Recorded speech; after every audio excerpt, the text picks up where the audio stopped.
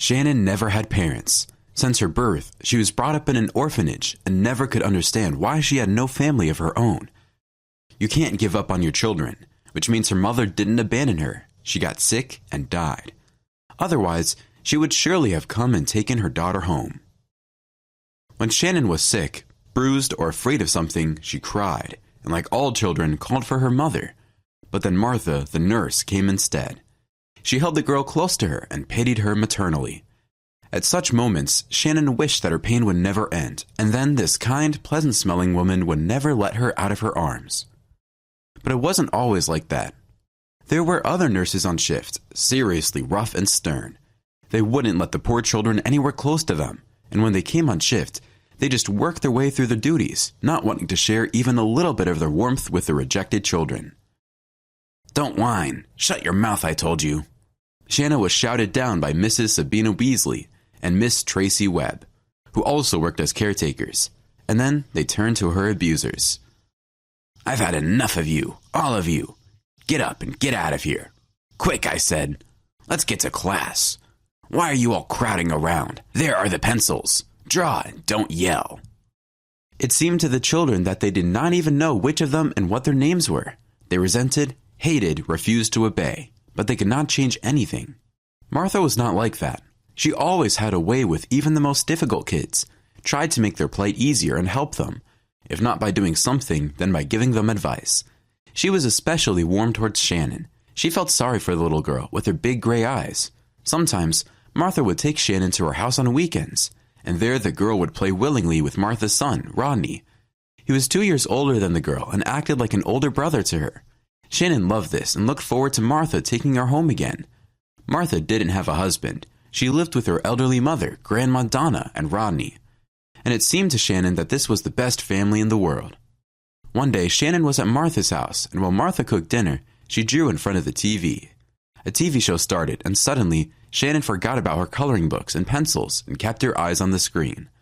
Martha at first didn't realize what was going on, but when she walked into the room where the girl was, she saw that she was singing, and not just a song, but a fragment of some aria, repeating it after Maria Callas, about whom the program was on. The girl's clear voice picked up quite high notes, and Martha froze in the doorway with her mouth open. "Shannon, how do you do it?" The woman was impressed. "I don't know, but it's so easy," answered the girl and smiled at Martha. "My darling, you have a real talent for it. Look, Monday is my day off, and you're going to see a vocal teacher. I want a real master to listen to you. I'm sure you've got a great future if you want to sing. You want to be on stage, don't you?" "I do." Shannon nodded and looked forward to Monday, which was the promise of something new and different that might change her life. She was awake early Monday morning, waiting impatiently for Martha to arrive, but for some reason she was delayed. She rushed from window to window, afraid of missing her favorite teacher, and didn't even go to lunch. But time passed and Martha was gone. Shannon began to worry if she had forgotten about her, but Martha always kept her word. She couldn't break it just like that. When Shannon refused dinner, still standing at the window and swallowing tears of resentment, Miss Tracy Webb, the nurse on duty, came up to her and berated her for her silly antics. "Do you want to go to bed hungry? What else do you want? Come up, hurry up to the table. Everyone has almost eaten. Do I have to take care of you alone? Come on, why are you staring out the window?" The woman grabbed the girl by the arm and dragged her after her. Shannon cried, "Please don't. I'm waiting for Martha. She promised to come." "Your Martha is gone. She died in a car accident this morning. So go eat quickly and go to bed. Shut your mouth. After all, why are you howling like a siren?" Harsh shouts and iron grip of the tutor did not break the girl. She still would not eat and cried bitterly lying in bed, physically feeling the pain of irreparable loss. But night gave way to day followed by day, and the same weeks, months, and years passed in succession. Shannon grew up, and the older she got, the less she got hurt. She was only teased as Soika, because she tried to sing, imitating the singers. Often, the girl would hide in the toilets or lilac bushes and sing there, singing out a long invented or overheard vocalism. One day, 15-year-old Shannon went to the director of the orphanage and asked her to help teach her to sing. "I love singing so much, Mrs. Glenn." "Listen, Shannon Summers, get out of here. I don't have time for you. I've got inspections after inspections, so I'm sorry. I don't have time for songs." "But Mrs. Glenn." "Okay, I said get out of here.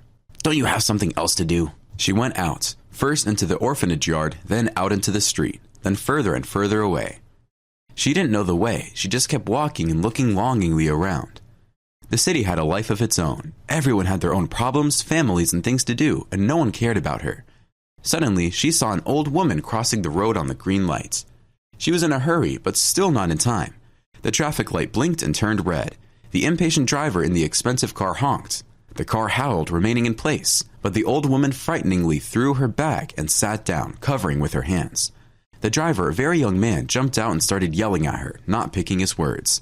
But Shannon rushed to her rescue. What a shame, the girl turned to the driver. Can't you see that she got scared? Let her stay home, if she can't walk on the road. No, you're the one who shouldn't be allowed out of the house, because you don't know how to treat people.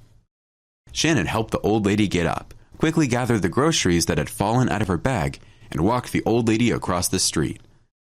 Thank you, sweetheart. I was so frightened, even a heartache. I thought that I would die here.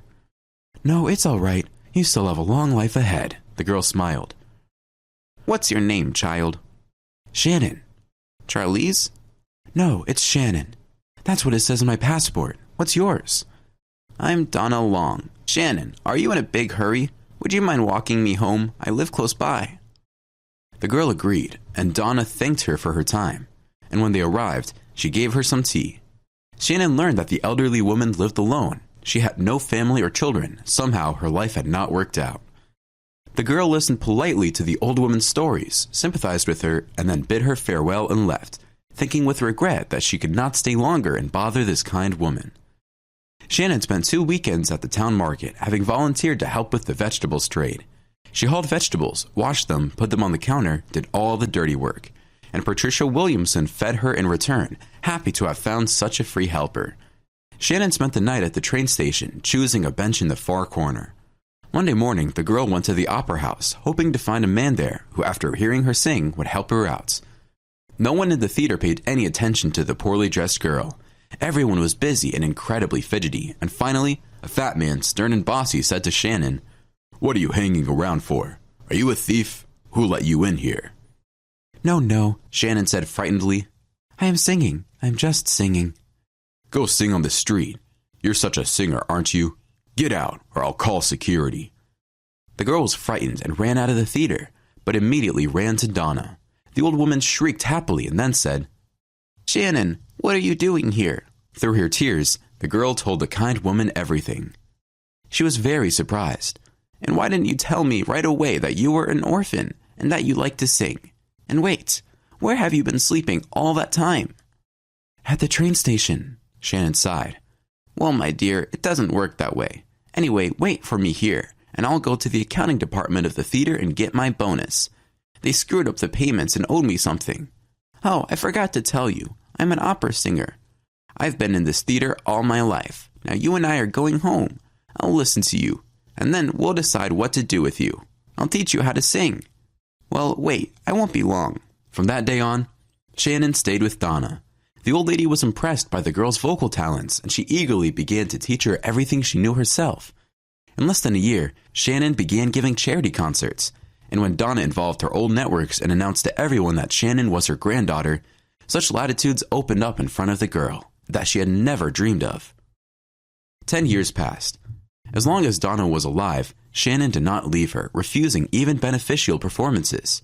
Even though the old woman was angry with her adopted granddaughter for this, in her heart she was very grateful. But once Donna passed away, Shannon accepted every offer and performed wherever she was invited.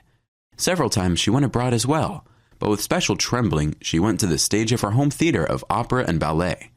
One day on her way home, Shannon saw a little boy about 5 years old.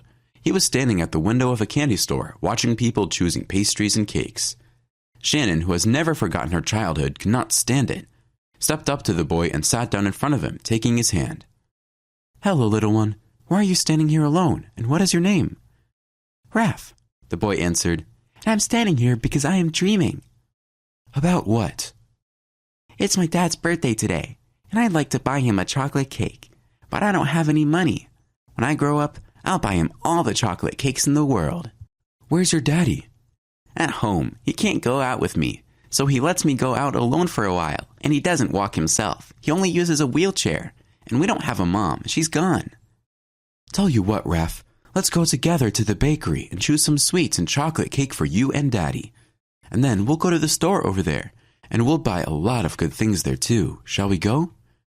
Shannon reached out her hand to the boy, and he trustfully put his skinny palm in it. Half an hour later, they arrived at the old and shabby apartment door. Shannon opened it with the key the boy had, and they entered. Raph, was the sound from the kitchen. You're just in time. I'm just finishing cooking the potatoes. Daddy, look who's here. The child happily rushed to his father, and the astonished man saw in front of him a beautiful young woman with bags in her hands. Happy birthday. She smiled and praised his caring son. The man threw a quick glance at the boy, then threw up his hands. Forgive him, he's still so naive. We do not need anything, so why do you... Oh no, Shannon interrupted him. I don't even want to hear it. What's your name? Rodney. Nice to meet you, I'm Shannon. So Rodney, please help me unpack these bags, or my hands will soon fall off. The man was embarrassed to help her, and then suddenly looked up at her. Did you say your name was Shannon or Charlize? Shannon, she laughed. For some reason, a lot of people confuse my name. I knew one Shannon. It was a long time ago, when I was a child. She was my mother's girl. The bag full of oranges fell out of Shannon's hands. She slowly turned to the man and shouted, Rodney? You're Rodney, Martha's son. Oh my God. In a burst of emotion, Shannon rushed to embrace her childhood friend, and then laughing and crying at the same time, she covered his face with kisses as if she had met her long-lost brother. When all the emotions had settled, Rodney told her that after his mother's death, he lived with his grandmother, and then she passed away as well. After the army, Rodney got married and they had Raph. They lived pretty well, and even though the family did not have much money, they had enough for a decent life. They even bought an old car, and his wife Margaret got her driver's license, fulfilling a long-held dream of hers. One day, they were driving to pick up Raph for kindergarten, when a car suddenly swerved out of nowhere and Margaret lost control of the steering wheel. The accident was terrifying. Margaret died at the scene, and there were 2 other fatalities. Rodney was taken to the hospital in serious condition. Doctors fought for his life, and he was saved. While he was in the hospital, his son stayed with relatives the whole time. When Rodney was discharged from the hospital, he sold his apartment, paid his debts, and used the money left over to buy this apartment. That's how we live now, he said. Tell me something about yourself. I'll tell you, but not here. Pack your bags, we're moving. You will live with me. And you, Rodney, do not forget your medical documents. They will be useful to us when you will be treated in the best clinics in the world, Shannon said in a confident tone. 3 years passed. Shannon finished her performance and saw her husband standing backstage. Rodney was holding an infant and smiling. Mommy, the daughter is hungry. Shannon laughed.